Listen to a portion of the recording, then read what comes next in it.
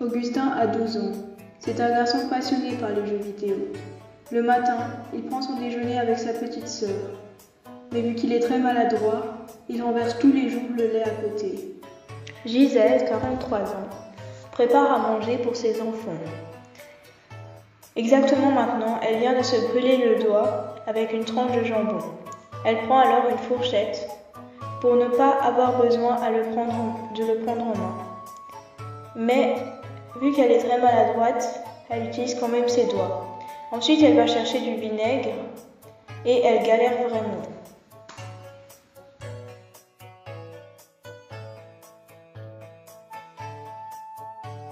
Au jour d'aujourd'hui, nous n'avons toujours pas percé le mystère de la casserole de Gisèle changeante de plat.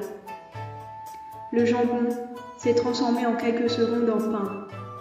Mais Gisèle, qui est vraiment débile, n'a rien remarqué. Elle va ensuite chercher un sous-plat, puis s'énerve avec sa fille et lui lance dans la tronche. Joséphine a 8 ans, c'est la fille de Gisèle. Elle a des crises d'adolescence précoces et n'adhère toujours pas à la nourriture de sa mère.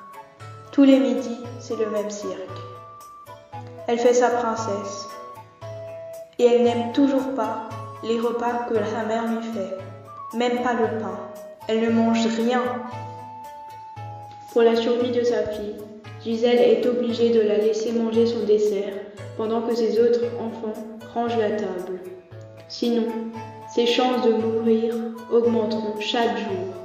Quand arrive l'heure du goûter, Joséphine mange des tartines de Nutella avec son frère.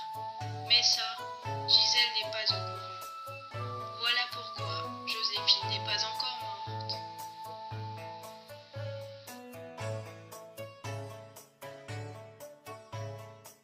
Malgré le mécontentement de Gisèle, au dîner, le même cirque recommence avec Joséphine. Et pas faim, va te faire foutre. Grâce à nos caméras cachées, nous avons pu découvrir que Joséphine se rendait à la cuisine toutes les nuits pour aller manger du Nutella. Mais les pires choses arrivent toujours à leur grand-mère, Georgette. Voyons un extrait de ses grands malheurs. Ici, Georgette est en train de faire la cuisine. Mais malheureusement, elle se coupe le doigt. Ici, Georgette vient d'apprendre qu'un personnage de sa série préférée Demain nous appartient vient de mourir. Arnaud. Désolé pour le spoil, même si je pense que vous vous en foutez tellement la série est nulle. Nul, Germain, nul.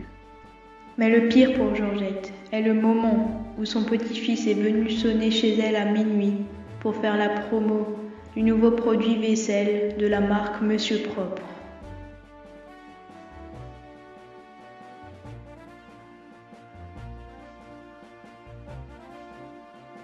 Nous sommes à Guingamp, en Bretagne, où vit la famille mon cul. Jérémy, le fils cadet, quand il dort, il bouge toute la nuit avec ses bras.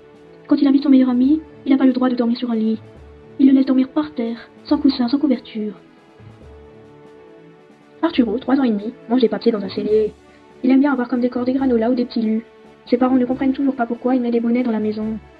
Un jour, arriveront-on à percer ce mystère? Les Moncus nous ont aussi révélé que leur maison était hantée. Souvent, quand ils regardaient la télé et qu'ils se filmaient, ils voyaient des pieds dépasser du canapé, des chaussettes bien sales. Quand les Moncus répondaient au téléphone, ils se rendaient compte qu'il se mettait à pleuvoir à l'intérieur de la maison. Il pouvait aussi arriver qu'une limace arrive sur les cahiers de Jérémy et ses copains pendant qu'ils faisaient leurs devoirs. Malheureusement, nous n'avons toujours pas trouvé d'explication à ces phénomènes paranormaux. Et la famille Casse-Couille n'a toujours pas réglé ses problèmes.